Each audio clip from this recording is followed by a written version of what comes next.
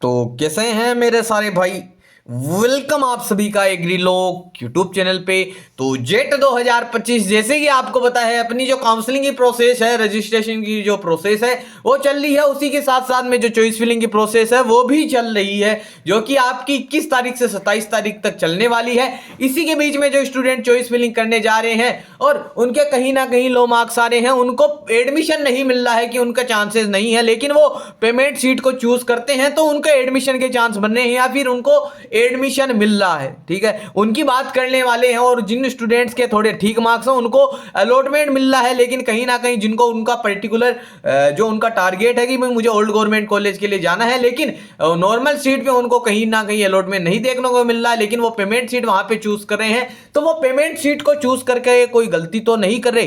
ठीक है, और जिन स्टूडेंट्स के बहुत कम मार्क्स हैं वो जा रहे हैं कि भैया हम पेमेंट सीट ले लें, तो उनके लिए भी बात करने वाली है कि अगर वो पेमेंट सीट को लेते हैं तो वो कोई गलती कर रहे हैं या फिर नहीं कर रहे हैं, या फिर पेमेंट सीट किसको लेनी चाहिए, पेमेंट सीट किसको नहीं लेनी चाहिए, वो सारी बातें आज के इस छोटे से वीडियो के अंदर करने वाले हैं। इस वीडियो को देख के आपको क्लियर हो जाएगा कि भाई आपको पेमेंट सीट लेना चाहिए या नहीं लेना चाहिए। वो सारी बातें आज के इस वीडियो के अंदर करने वाले हैं। तो फर्स्ट ऑफ ऑल बात करते हैं कि आपको थोड़ा सा मैं डिफरेंस बता दूं पेमेंट सीट के अंदर और नॉर्मल सीट के अंदर। वैसे तो आपको पता होगा पेमेंट सीट और नॉर्मल सीट की मैं बात करता हूं। अगर आप पेमेंट सीट के लिए जा रहे हैं तो नॉर्मल सीट से क्या डिफरेंस आपको देखने को मिलता है, क्या होता है, जो डिग्री है ना, ठीक है, डिग्री के अंदर अगर आप देखोगे तो सेम रहेगी। ठीक है, डिग्री आपकी सेम रहेगी, सारी चीजें आपको सेम मिलेगी। जितना आपको नॉर्मल सीट वाले को मिलता है उतना ही आपको सारी चीजें वो यहाँ पे सेम मिलने वाली है, एकदम डिट्टो सेम मिलने वाली है। यूनिवर्सिटी पेमेंट सीट क्यों रखती है आपको पता है, अपनी जो न्यू गवर्नमेंट कॉलेज है उनमें पेमेंट सीट और नॉर्मल सीट का ऑप्शन नहीं आता है। जिनको आप कंस्टिट्यूएंट कॉलेज बोलते हो,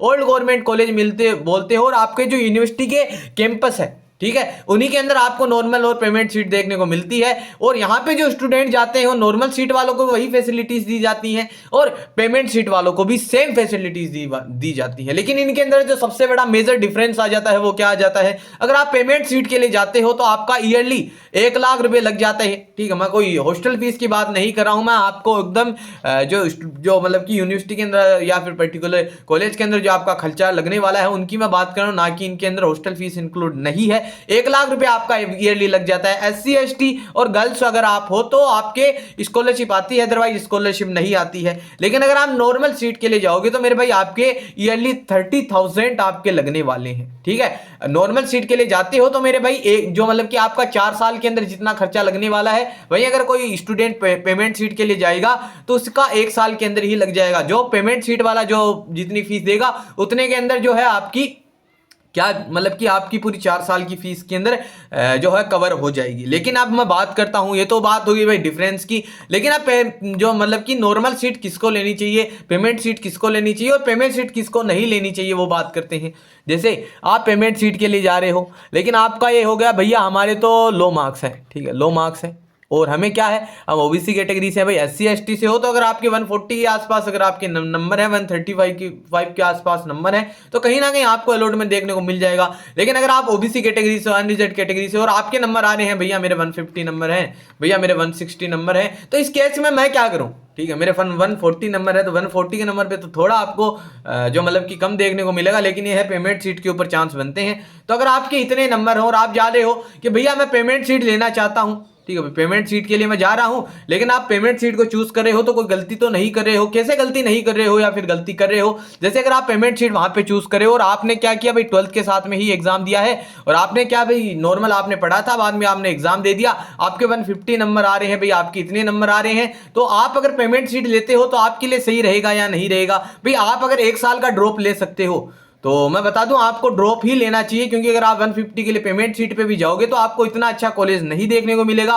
और मैं बता दूं जैसे आपने ड्रॉप लिया है, ठीक है भाई, आपने जैसे मतलब ड्रॉप कोई भी नहीं लिया, आपने सीधा क्या किया और भाई आपने क्या किया भाई 12th के साथ में एग्जाम दिया, बाद में आपने मतलब आपके 150 नंबर आ गए और आप ये है कि भाई आपके पास ऑप्शन है कि भैया मैं 1 साल दे दूंगा इसके अंदर और मैं ड्रॉप ले सकता हूं, कोई भी दिक्कत नहीं है, तो आपको पेमेंट सीट नहीं चूज करनी चाहिए, क्योंकि 1 लाख रुपए आपके लग जाते हैं, इतनी अच्छी आपको कॉलेज अलॉट होगी नहीं इतने नंबर पे। ठीक है, अब मैं बात करता हूं पेमेंट सीट किसको लेनी चाहिए। भाई आपके अगर इतने नंबर हैं, आपको तैयारी भी की है और कहीं ना कहीं आपने अगर तैयारी भी नहीं की और आप बोल रहे हो कि भैया मैं ड्रॉप ले ही नहीं सकता, मैं ले ही नहीं सकता और मैं पेमेंट सीट के लिए जा सकता हूं, तो आपको पेमेंट सीट चूज करनी चाहिए, क्योंकि आपको पता है भी अगर आप ड्रॉप लोगे नहीं, एक साल आपकी फिर से खराब हो जाएगी। पेमेंट सीट अगर आप ले सकते हो भाई, तो मेरे भाई आपको पेमेंट सीट पे ही चूज करना चाहिए। अदरवाइज अगर आप ड्रॉप ले सकते हो तो मेरे भाई आपको पेमेंट सीट चूज नहीं करनी चाहिए। लेकिन अगर आप ड्रॉप नहीं ले सकते, आप नहीं चाहते कि भाई मैं एक साल फिर से तैयारी करूं, तो आप पेमेंट सीट ले लो, ठीक है। अब ये तो बात हो गई उनकी जिनके लो मार्क्स थे। अब मैं उनकी बात करता हूं जिनके लो मार्क्स नहीं है, ठीक है।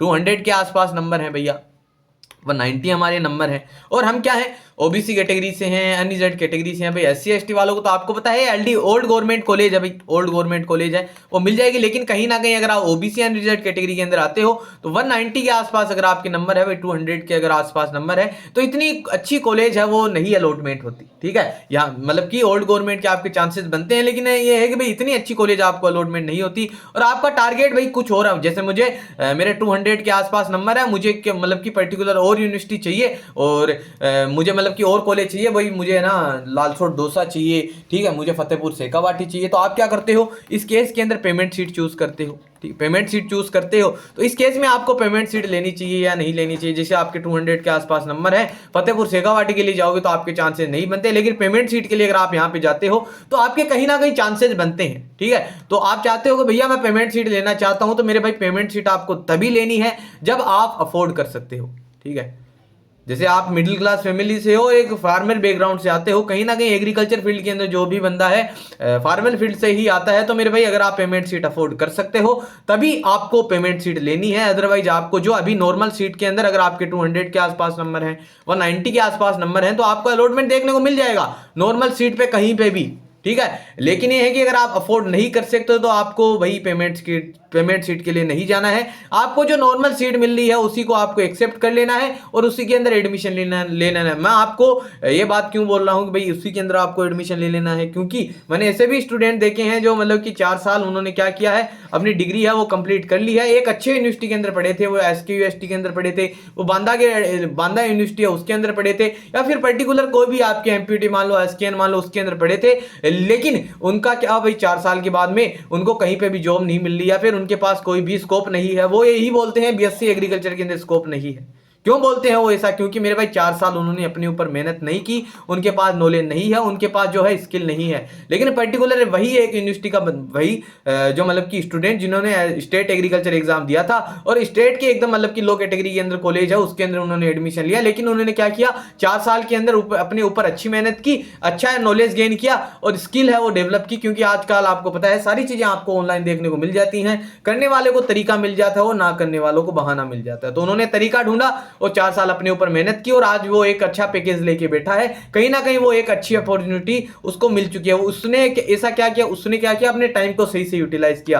तो मेरे भाई ये अगर आप पेमेंट सीट अफोर्ड नहीं कर सकते तो कोई मेरे भाई प्रेशर के अंदर मत आओ। नॉर्मल सीट जो आपको अलॉट हो रही है 200 के आसपास नंबर है, 190 के आसपास नंबर है, तो आपको नॉर्मल सीट मिल रही है तो वही एक्सेप्ट कर लो।